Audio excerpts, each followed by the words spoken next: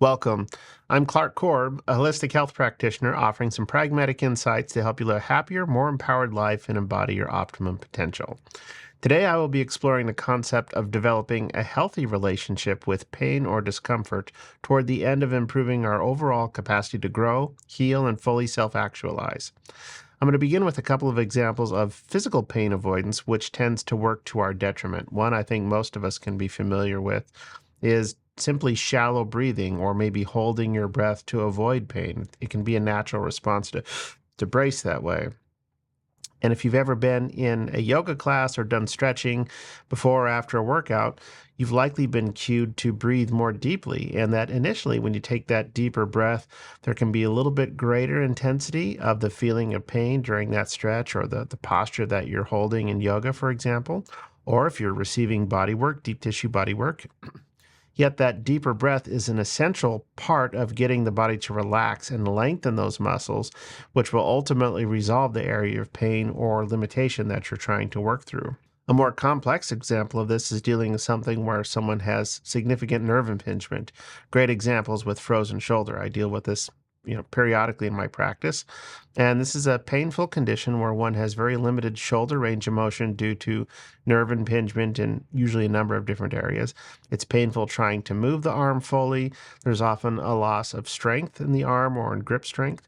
And this condition can last for months to years, even if there's minimal intervention or only gradually trying to work through it with some range of motion exercises. The healing process with this can be expedited significantly with proper soft tissue work and gentle passive joint movement to help open adhesions in the tissue and re-educate the nervous system as to how it may and should move more optimally. Now, I'm not saying all this as an advertisement for bodywork, but what I find really useful from this is highlighting where the challenges with this particular condition can be paralleled and extrapolated to a larger condition for all of us. So when someone is dealing with frozen shoulder, they often experience pain initially with even very gentle or subtle passive movements during the initial work. So it's kind of a very slow start that we have to work with someone in that condition.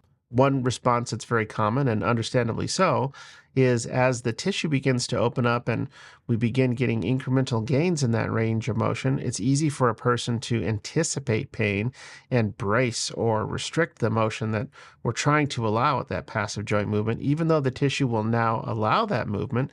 But if it didn't used to allow that even 2 minutes before, it's real easy to want to brace against that so as not to experience the pain. It's understandable.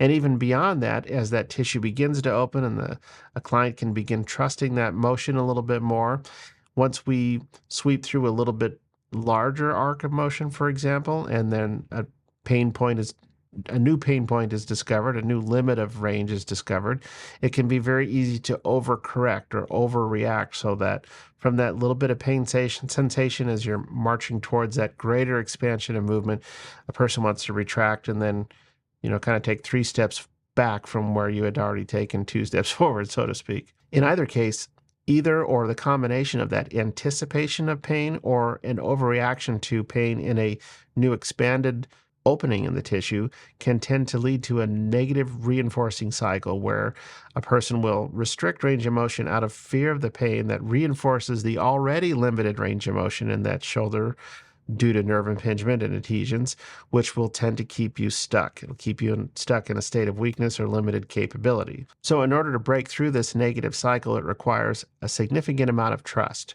Of course, there's trust in communicating and working with the practitioner or therapist you're working with. But beyond that, it's trusting your body. It's trusting not anticipating having pain in a place where it used to hurt moving through a certain arc of motion that may not hurt now because there's been some resolution, some opening up of nerve impingement, for example, or breaking up of adhesions. In this case, you kind of want to encourage having a short memory as to what used to be painful even moments ago, since it might not hurt moving through that particular arc of motion now. And in addition to not anticipating, it's important not to overreact or overcorrect. As you begin opening up the tissue, you want that range of motion to expand. It's important to take an appropriate moderated step back from that new edge of pain rather than a knee jerk or a shoulder jerk in this case, so that you can begin playing with that edge. It's really kind of a dance. In any case, these elements of building trust through not anticipating pain or discomfort and not overreacting to pain or discomfort when it shows up is immensely useful in broader application. And so, as we extrapolate this to the general idea of not being hyper intolerant to discomfort or pain, I want to just be clear. I'm not suggesting that we necessarily love pain or want to experience discomfort all the time, but not loving it is not the same as being afraid of it either. And if we can learn to derive some useful feedback from this discomfort or pain, it helps us understand our current limits of capability in any given scenario and also where we need to focus in order to grow and develop greater capacity. And to look at where this comes from, I think it's helpful simply to acknowledge that our desire to avoid pain or discomfort is ultimately derived from our survival mechanism. And there's good reason for that.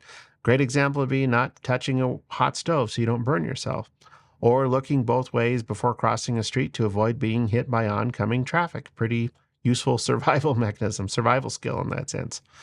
Problem is, if we were to apply those same concepts of overcompensation or overcorrection or overreaction, as I mentioned in the frozen shoulder example, if we apply that to these two conditions, you could say, well, I'm not only not going to touch a hot stove, I'm never going near any stove in any state ever, whether it's on or off. That would be an overreaction. In the example of crossing a street, you might decide, well, in order to avoid traffic altogether, I'm never even going to walk on a sidewalk, much less think about crossing a street.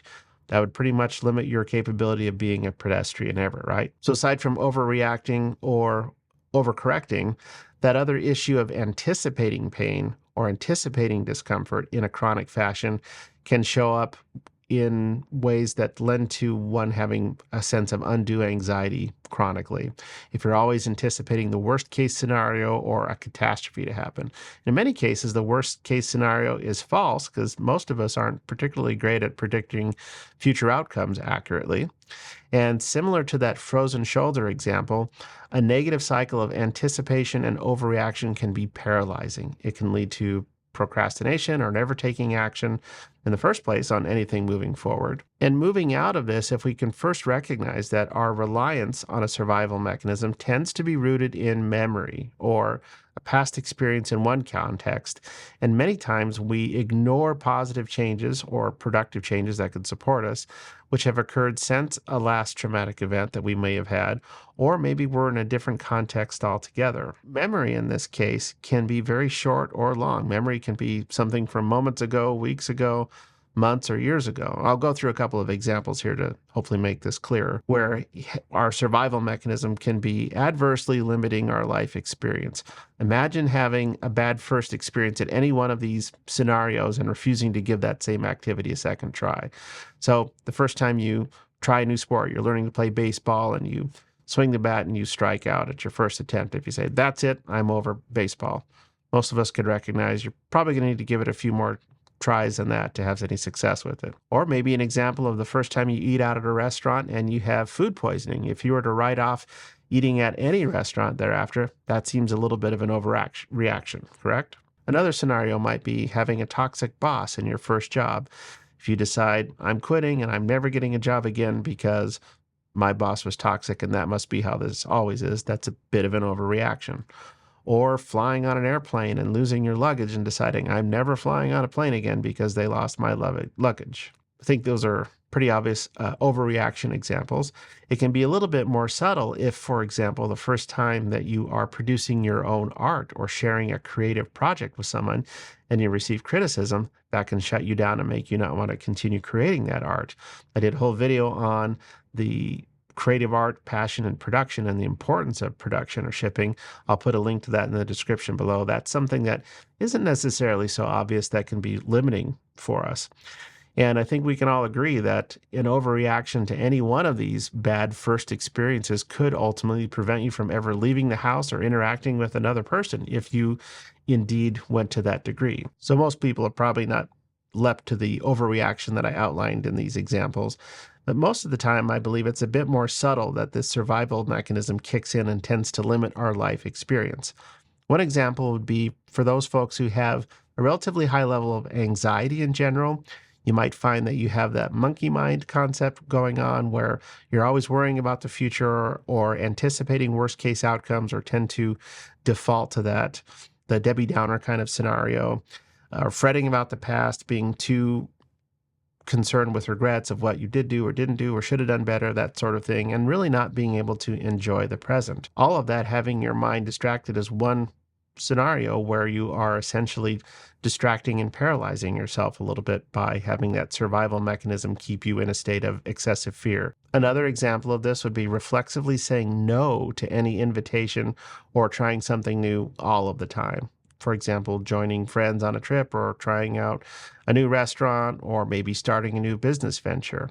In this case, that reflexive no response is not even measured. It's something that is simply saying, I'm only safe if I stay in the rut that I'm in right now. It's that anticipating the worst case. Another example of this would be a reluctance to allow emotional vulnerability in relationships, unnecessarily keeping friends or family at arm's length or being fearful about engaging in close or intimate relationships. Common to all of these scenarios is a lack of trust in a positive outcome, just like I mentioned how trust was so important with that frozen shoulder case. So what are some ways to move forward and break this limiting cycle where this survival mechanism is running unchecked? And really, this is a mindfulness practice around a healthy level of discomfort. And learning to develop a healthy relationship to pain or discomfort is critical to achieving growth. After all, we call them growing pains for a reason. That growth implies some discomfort as a result of a transformation that you're making physically, mentally, or emotionally. Now, by contrast, I'm not subscribing to the no pain, no gain mantra as meaning something that seeking pain simply for its own end is productive or a worthy badge of honor. Someone who's overtraining in the gym and not listening to your body in a compromised state that's going to end up with injuries is not a way forward. But it's really having that conscious awareness that's critical to determining, number one, what type or what level of discomfort is healthy for me, and number two, when am I avoiding that healthy discomfort? In other words, am I overreacting or overcorrecting as an unchecked survival mechanism or an unresolved trauma response? And being able to determine this for yourself really requires some quiet discernment and introspection. And I think a couple of questions that can be useful for this are, number one, what is the worst thing that could happen if I move a step forward in this direction? And if this worst case event happened, what would be the magnitude of loss measured in time, money, physical pain, whatnot, associated with my recovery? Alternatively, what is the consequence of my not taking a step forward in this direction? What opportunities for joy, expansion, growth, or satisfaction might I be missing by not accepting some level of discomfort in the process? In other words, what is the cost for my staying safe in the status quo? And last but not least, the question I like is, what do I need to trust more in my own resourcefulness and in this situation? So with all this in mind, is there some aspect in your own life where you can identify your survival mechanism working overtime to keep you safe or avoiding discomfort excessively? What is the cost of this avoidance? What discomfort might you be willing to explore in order to have a more expansive or enriching life experience in this area? Let me know in the comments below. If you know of anyone who may benefit from what I've shared here, please forward this video to them.